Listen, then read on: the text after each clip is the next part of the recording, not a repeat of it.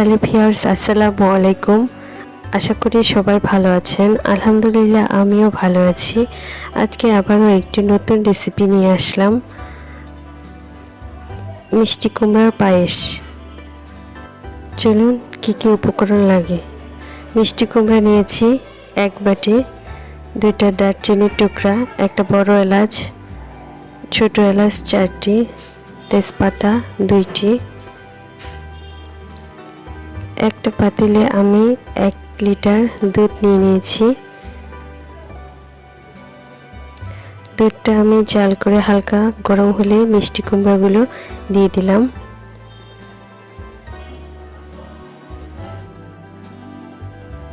মিষ্টি কুমড়া দিয়ে এবার ভালোভাবে নেড়েচেড়ে দিয়ে দিলাম। এটা ততক্ষণ পর্যন্ত জাল করব যত সময় মিষ্টি কুমড়া সিদ্ধ না হয়ে থাকে। এবারে ঢাকনা দিয়ে ঢেকে দিলাম। কিছুক্ষণ পর এসে একটু দেখে নিলাম, মিষ্টি কুমড়ার মধ্যে বলক চলে এসেছে। আবার একটু নেড়ে ছেড়ে দিলাম।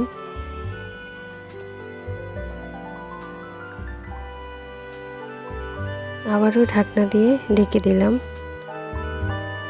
আবারও ঢাকনা তুলে নেড়ে চেড়ে দিতে হবে।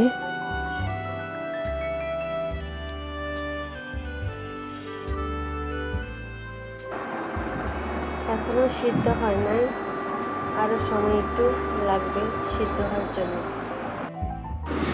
মিষ্টি কুমড়াটা সিদ্ধ হয়ে গেছে। এবারে আমি একটা ডাল ঘুটুনির সাহায্যে ভালোভাবে ঘুটে নিব। আপনাদের কাছে হ্যান্ড ব্লেন্ডার থাকলে অবশ্যই সেটা দিয়ে করতে পারবেন। আমার কাছে নেই, সেজন্য আমি ডাল ঘুটুনি দিয়ে ভালোভাবে ঘুটে নিব।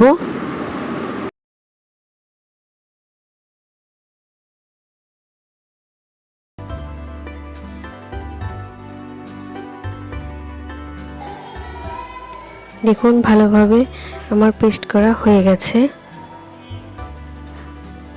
হয়তোবা অনেকেই মিষ্টি কুমড়ার পায়েস খেয়েছেন, আবার অনেকেও খাননি। একবার ট্রাই করে দেখবেন। অবশ্যই ট্রাই করে দেখলে আমাকে কমেন্টসে জানাবেন কেমন হয়েছে।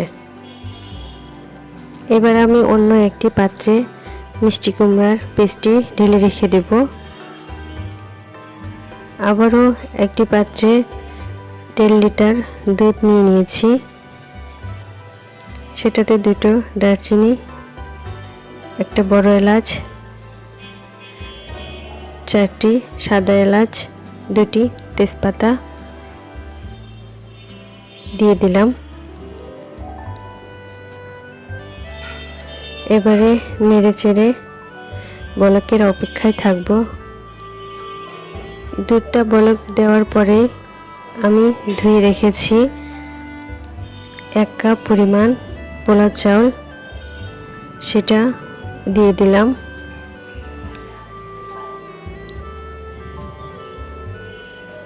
চালটা দেওয়ার পরে ভালোভাবে নাড়তে হবে অনবরত, নাহলে একটার সাথে একটা লেগে যাবে।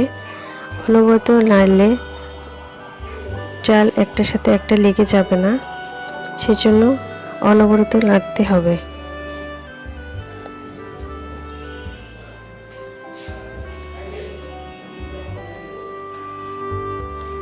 এভাবে অনবরত নাড়তে হবে।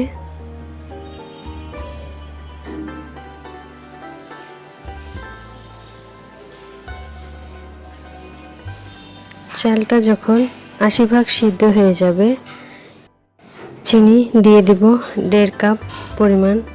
আপনারা চাইলে বাড়িয়ে কমিয়ে নিতে পারেন। আমার কাছে মনে হয় মিডিয়াম মিষ্টিটাই সবচাইতে ভালো হয়ে থাকে।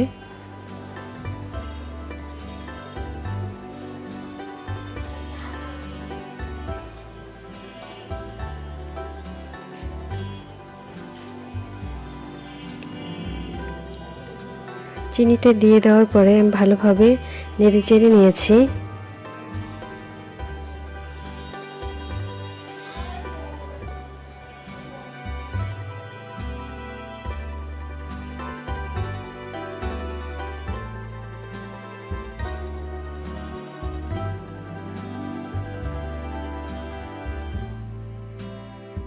এবারে দিয়ে দিব আগে থেকে নারকেল কুড়ানো ছিল 1 কাপ পরিমাণ নারকেল কুড়া দিয়ে দিলাম।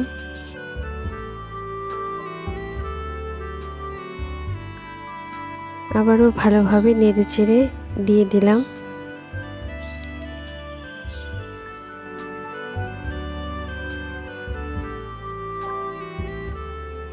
মিষ্টি কুমড়া পেস্ট করে রেখেছিলাম সেটি ঢেলে দিয়ে দিলাম।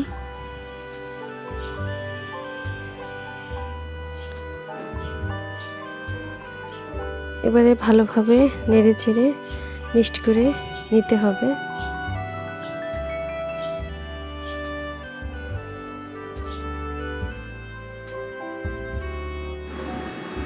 এবারে দিয়ে দিলাম 1.5 কাপ গুঁড়ো দুধ।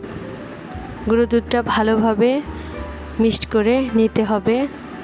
গুঁড়ো দুধটা দিলে পায়েসের কালার খেতে ভারী মজা, আঠালো হয়, মনে হয় যে অনেক পরিমাণ দুধ দেওয়া হয়েছে।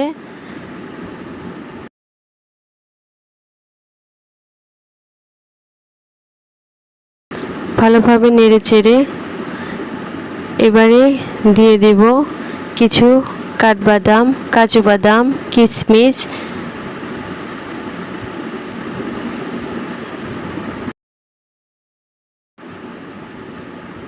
রান্নাটা প্রায় শেষের দিকে, নামানোর আগে কিছু কাঠবাদাম, কিশমিশ, কাজু বাদাম ছড়িয়ে দিয়ে দিলাম। আশা করি আপনাদের কাছে রেসিপিটি ভালো লেগেছে।